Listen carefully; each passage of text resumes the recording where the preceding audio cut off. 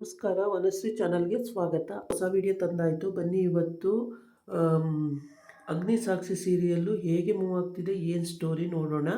ಅದಕ್ಕೆ ಮುಂಚೆ ನನ್ನ ಚಾನಲ್ಗೆ ಸಬ್ಸ್ಕ್ರೈಬ್ ಮಾಡಿಲ್ಲ ಅಂದರೆ ದಯವಿಟ್ಟು ಸಬ್ಸ್ಕ್ರೈಬ್ ಮಾಡ್ಕೊಳ್ಳಿ, ಹಾಗೆ ಒಂದು ಲೈಕ್ ಕೊಡಿ. ಇವತ್ತು ಅಗ್ನಿ ಹತ್ತಿ ಉರಿತಾ ಇದೆ. ಯಾಕೆ ಅಂತಂದರೆ ಸಾಕ್ಷಿಗೆ ಅಪ್ಪ ಅಲ್ಲೇ ಕೆಲಸ ಕೊಟ್ಟಿರೋದ್ರಿಂದ ಅವ್ನ ಸಿಟ್ಟು ತಡೆಯೋಕ್ಕಾಗ್ತಾ ಇಲ್ಲ. ಫಸ್ಟ್ ಇವಳನ್ನ ಇಲ್ಲಿಂದ ಕಳಿಸ್ಬಿಡಿ ಅಂತ ಅವನಿಗೆ ಸಿಟ್ಟು. ಆದರೆ ಅಗ್ನಿ ಅಪ್ಪ ಅರವಿಂದಗೆ ಅವಳನ್ನು ಕಳಿಸ್ಕೊಡೋಕ್ಕೆ ಇಷ್ಟ ಇಲ್ಲ. ಯಾಕೆ ಅಂತಂದರೆ ಅವಳು ಅಷ್ಟು ಚೆಂದ ಕೆಲಸ ಮಾಡ್ತಾಳೆ. ಪ್ರತಿಯೊಂದನ್ನು ಬರೀ ಕೈ ತೋರಿಸಿದ್ರೆ ಹಸ್ತನೇ ನುಂಗ್ತಾಳೆ. ಅಷ್ಟು ಚೆನ್ನಾಗಿ ಕೆಲಸ ಮಾಡೋದ್ರಿಂದ ಅವಳನ್ನು ಕಳಿಸ್ಕೊಡೋಕ್ಕೆ ಇಷ್ಟ ಇಲ್ಲ. ಯಾವ ರೀತಿ ಹೇಳಿದ್ರು ಅವರ ಚಿಕ್ಕಿ ಬಂದು ಕೂಡ ಹೇಳಿದ್ಲು, ಅಗ್ನಿಗೆ ಇಷ್ಟ ಇಲ್ಲ ಅಂದರೆ ನಿಮ್ಮ ಮಗನಿಗಿಂತ ಅವಳು ಮುಖ್ಯ ಅಲ್ಲ, ಕಳಿಸ್ಬಿಡಿ ಬಾವ ಅಂತೇಳಿ. ಸಾಧ್ಯನೇ ಇಲ್ಲ ಕಳ್ಸೋಕ್ಕೆ. ಇವಂದೇ ತಪ್ಪಿರುತ್ತೆ. ಆ ಹುಡುಗಿದು ಏನೂ ತಪ್ಪಿಲ್ಲ, ಅವಳು ಏನೂ ತಪ್ಪು ಮಾಡಿಲ್ಲ ಅಂತ ಹೇಳ್ಬಿಡ್ತಾನೆ. ಅದಕ್ಕೆ ನನ್ನದೇ ತಪ್ಪು ಅಂತ ಹೇಳ್ತಾನಲ್ಲ ನಮ್ಮಪ್ಪ ಅಂತೇಳಿ ಇವನಿಗೆ ಸಿಕ್ಕಾಬಟ್ಟೆ ಕೋಪ ಬಂದ್ಬಿಡುತ್ತೆ. ಎಷ್ಟೇ ಹೇಳಿದ್ರು ಕೇಳ್ತಿಲ್ವಲ್ಲ ಅಂತೇಳಿ. ಆಮೇಲೆ ಇಲ್ಲಿ ಸಾಕ್ಷಿಗೆ ಏನು ಮಾಡಬೇಕು ಅಂತ ಗೊತ್ತಿಲ್ಲ. ಏಕೆಂದರೆ ಎಲ್ಲ ಅನ್ಎಕ್ಸ್ಪೆಕ್ಟೆಡ್ ಆಗಿರೋದು. ನಾನು ಅವ್ರನ್ನ ಬೇಕು ಅಂತ ಇನ್ಸಲ್ಟ್ ಮಾಡಿಲ್ಲ. ಎಲ್ಲ ಕಡೆಯೂ ಅವರೇ ಕಾಲು ಕೆರ್ಕೊಬಂದು ನನ್ನ ಹತ್ರ ಜಗಳಾಡಿರೋದು. ಸರ್ ನನಗೆ ಯಾವುದೂ ಗೊತ್ತಿಲ್ಲ ಸರ್, ಇದಾಗಬೇಕು ಅಂತ ಯಾವುದೂ ಆಗಿಲ್ಲ. ಹೋದ ಕಡೆ ಎಲ್ಲ ಅಲ್ಲಿ ಮೊಬೈಲ್ ಬಿತ್ತು, ಅದನ್ನು ತಗೊಂಡು ನಿಮ್ದ ಅಂತ ಕೇಳ್ತಾ ಇದ್ದೆ. ವಾಪಸ್ ಬಂದುಬಿಟ್ಟು ನೀನು ಕಳ್ಳಿ ಮೊಬೈಲ್ ಕತ್ತಿದ್ದೀಯಾ ಅಂತ ಅಲ್ಲಿ ಬಂದರು ಜಗಳಕ್ಕೆ.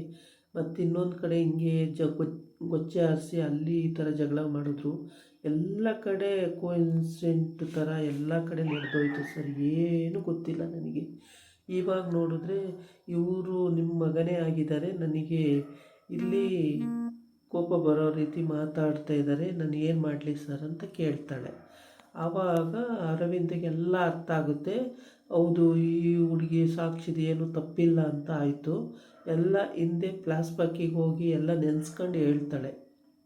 ಈ ರೀತಿ ಆಯಿತು, ನಾನು ಪೊಲೀಸ್ ಸ್ಟೇಷನಿಗೆ ಕಂಪ್ಲೇಂಟ್ ಮಾಡಿದೆ, ಆಮೇಲೆ ಅಲ್ಲೊಂದು ದಿವಸ ಅರೆಸ್ಟ್ ಆದರು, ಹೀಗೆಲ್ಲ ಹೇಳ್ತಾಳೆ. ಪ್ರತಿಯೊಂದು ವಿಷಯನೂ ಹೇಳ್ತಾಳೆ. ಆವಾಗ ಏನು ಮುಚ್ಚಿಡ್ದಲೇ ಹೇಳಿದ್ದಕ್ಕೆ ಈ ಹುಡುಗಿದು ಇಷ್ಟು ಒಳ್ಳೆ ಹುಡುಗಿ ಅನ್ನೋದು ಅವನ ಮನಸ್ಸಲ್ಲಿ, ಅವರ ಅಪ್ಪನ ಮನಸ್ಸಲ್ಲಿ ಬಂದೋಯ್ತು. ಇವನಿಗೆ ಅರ್ಥ ಆಗಿಲ್ಲ. ಹಾಗಾಗಿ ಇವನು ಪ್ರತಿಯೊಂದು ವಿಷಯದಲ್ಲೂ ಅವಳ ಮೇಲೆ ಬೆರಳು ತೋರಿಸಿ ಮಾತಾಡ್ತಾನೇ ಇದ್ದಾನೆ. ಮನೆಯಲ್ಲಿ ಇವನ ತಂಗಿ ಕೂಡ ಅಪ್ಪ ಅಣ್ಣನಿಗೆ ಇಷ್ಟ ಇಲ್ಲ ಅಂದಮೇಲೆ ಅವಳನ್ನು ಕಳಿಸ್ಬಿಡಪ್ಪ, ಅವಳು ಇಟ್ಕೊಂಡು ಏನು ಮಾಡ್ತೀರಾ, ಬೇರೆ ತೊಗೊಂಡ್ರೆ ಆಯಿತು. ಅಣ್ಣ ಅಷ್ಟು ದ್ವೇಷ ಮಾಡ್ತಾನೆ ಅಂದರೆ ಬೇಡಪ್ಪ ಅಂತ ಹುಡುಗಿ ಅಂತ ಹೇಳ್ತಾಳೆ.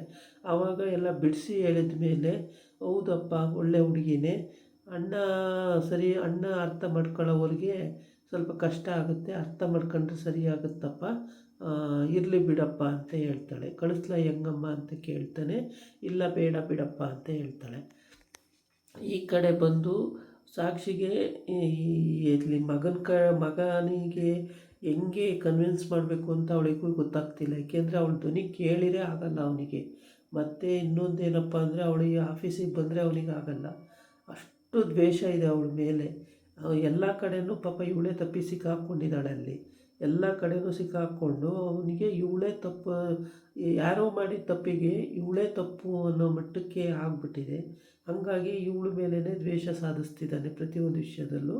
ಇಲ್ಲಿ ಇವ್ರು ಚಿಕ್ಕಿ ಪ್ರತಿಯೊಂದು ವಿಷಯದಲ್ಲೂ ಅಡ್ಡ ಹೋಗೋದು, ಅವನಿಗೆ ಬೆಂಕಿ ಹಚ್ಚೋದು, ಅಪ್ಪ ಮಗನ ಮೇಲೆ ಜಗಳ ತಂದಿಡೋದು, ಸುಮ್ಮನೆ ಆರಾಮಾಗಿರೋದು, ಮಗ ನಗಾಡ್ಕೊಂಡು. ಮುಂದೆ ಮಾತ್ರ ಅಯ್ಯೋ ಅಗ್ನಿಗೆ ಹಂಗಾಯಿತು ಬಾವ, ಹಿಂಗಾಯಿತು ಬಾವ ಅಂತ ಅನ್ನೋದು, ಹಿಂದೆ ನಗಾಡೋದು. ಅಗ್ನಿಗೆ ಬೆಂಕಿ ಹಚ್ಚಿದ್ದೀವಿ, ಅಪ್ಪ ಮಗ ಜಗಳ ಆಡ್ತಾರೆ ಅಂತ ಹೇಳ್ಬಿಟ್ಟು. ಈ ಥರ ಇವಳದು ಬಿಹೇವಿಯರು. ಈ ಕಡೆ ಬಂದು ಪ್ರತಿಯೊಂದು ವಿಷಯದಲ್ಲೂ ಇದೇ ಥರ ಮಾಡೋದ್ರಿಂದ ತುಂಬ ಬೇಜಾರಾಗುತ್ತೆ.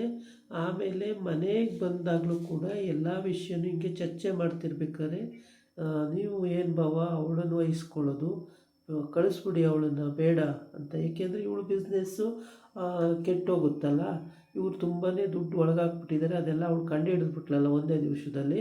ಅದಕ್ಕೆ ಅವಳನ್ನು ಇಟ್ಕೊಳ್ಳೋದು ಬೇಡ ಅಂತ ಇವಳು ಹತ್ತಿಸ್ಕೊಡ್ತಾಳೆ ಅಗ್ನಿಗೆ.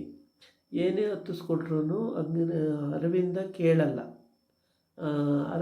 ಈ ಕಡೆ ಬಂದರೆ ಅವ್ರ ಅತ್ತೆ ಸೋಫಾ ಮೇಲೆ ಕಾಲು ಹಾಕ್ಕೊಂಡು ಕೂತ್ಕೊಂಡು ದಿಮಾಕ್ ಮಾಡ್ತಿರ್ತಾಳೆ. ಅಂದರೆ ಇವಳು ಇಂಟೆನ್ಷನ್ ಏನು ಅಂತ ಗೊತ್ತಿಲ್ಲ. ಯಾರೋ ಒಬ್ಬನ್ನ ಕರೆಸಿದ್ದಾಳೆ, ಅವನು ಯಾವ ಸಂಬಂಧಿ ಅಂತ ಗೊತ್ತಿಲ್ಲ. ಅವನನ್ನೇನಾರ ಸಾಕ್ಷಿಗೆ ಮದುವೆ ಮಾಡೋ ಸಲುವಾಗಿ ಏನಾರ ಕರ್ಸ್ಕೊಂಡಿದ್ದಾಳೋ ಏನೋ ಗೊತ್ತಿಲ್ಲ. ಒಟ್ಟಿಗೆ ಸಾಕ್ಷಿ ಮನೆಗೆ ಬರ್ತಾಳೆ. ಆಮೇಲೆ ಭೂಮಿ ಅಳ್ತಾ ಇರ್ತಾಳೆ, ಈ ಅಕ್ಕ ಅಂತ ಹೇಳ್ಬಿಟ್ಟು. ಏನಾಯಿತು ಹೇಳು ಭೂಮಿ, ಏನಾಯಿತು ಹೇಳು ಭೂಮಿ ಅಂತಾಳೆ. ಅಕ್ಕ ಹಿಂಗೆ ಅಂತೇಳಿ ಕರ್ಕೊಂಡೋಗಿ ರೂಮಲ್ಲಿ ಹೇಳ್ತಾಳೆ. ಆವಾಗ ಇವಳಿಗೆ ಮನೆಯಲ್ಲೂ ಬೇಜಾರಾಗುತ್ತೆ. ಇವತ್ತು ಆಫೀಸಲ್ಲೂ ಬೇಜಾರು, ಮನೆಯಲ್ಲೂ ಬೇಜಾರಾಗುತ್ತೆ. ಆಮೇಲೆ ಬಂದ್ಲು ನೋಡು ಅಂತ ಮನೆಯಲ್ಲೆಲ್ಲ ಟೀಸ್ ಮಾಡೋದು, ಆ ಥರ ಎಲ್ಲ ಮಾಡ್ತಾರೆ. ಆಮೇಲೆ ಸರಿ ಅತ್ತೆ ಹತ್ರ ಏನೋ ಕೇಳೋಕ್ಕೆ ಅಂತ ಬರ್ತಾಳೆ. ಅಷ್ಟೊತ್ತಿಗೆ ಯಾರೋ ಒಬ್ಬ ಎಂಟ್ರಿ ಆಗ್ತಾನೆ. ಎಂಟ್ರಿ ಆದಾಗ ಅವನ ಮುಖನೇ ಎಲ್ಲ ನೋಡ್ತಾ ಇರ್ತಾರೆ. ಅಲ್ಲಿ ಮತ್ತೇನು ವಿಷಯ ಚರ್ಚೆ ಆಗೋದೇ ಇಲ್ಲ. ಏಕೆ ಅಂತಂದರೆ ಅವನು ಯಾರು ಅಂತ ಗೊತ್ತಿಲ್ಲ. ಒಳಗಡೆ ನಗಾಡ್ಕೊಂಡು ಚಪ್ಪಲಿ ಬಿಚ್ಚಿ ಒಳಗಡೆ ಬರ್ತಾನೆ, ಯಾರು ಅಂತ ಗೊತ್ತಿಲ್ಲ. ಈ ಹುಡುಗಿ ಭೂಮಿ ಮಾತ್ರ ಬೇಜಾರಾಗಿತ್ತು, ಯಾಕೆ ಅಂತ ಗೊತ್ತಿಲ್ಲ. ತುಂಬಾ ಬೇಜಾರಾಗಿ ಅಕ್ಕ ಬಂದ ತಕ್ಷಣವೇ ಅವಳ ಅಳಲನ್ನು ತೋಡ್ಕೊತಾಳೆ. ಆವಾಗ ಅವಳಿಗೆ ಪಾಪ ಬೇಜಾರಾಗುತ್ತೆ. ತಂಗಿ ಏನಕ್ಕೆ ಬೇಜಾರು ಮಾಡ್ಕೊಂಡಿದ್ದಾಳೆ ಅನ್ನೋದು ಅವಳಿಗೆ ಗೊತ್ತಿಲ್ಲ. ಏಕೆಂದರೆ ಕಾಲೇಜಿಗೆ ಹೋಗೋ ಹುಡುಗಿ, ಅವಳ ಪಾಡಿಗೆ ಅವಳು ಓದ್ಕೋಬೇಕು. ಅತ್ತೆ ಏನೋ ಬೈದಿರಬೇಕು, ಅತ್ತೆ ಮಗಳದಿರೇನೋ ಬೈದಿರಬೇಕು. ಹಂಗೆ ಅವಳ ಇಂಟೆನ್ಷನ್ನು. ಮಾವ ಇಲ್ಲಲ್ಲ, ಅವನು ನಾಟಕ ಮಾಡೋಕ್ಕೆ ಊರೂರ ಮೇಲೆ ಹೊರಟೋಗಿರ್ತಾನೆ. ಅವನು ಸಿಗೋದೇ ಇಲ್ಲ.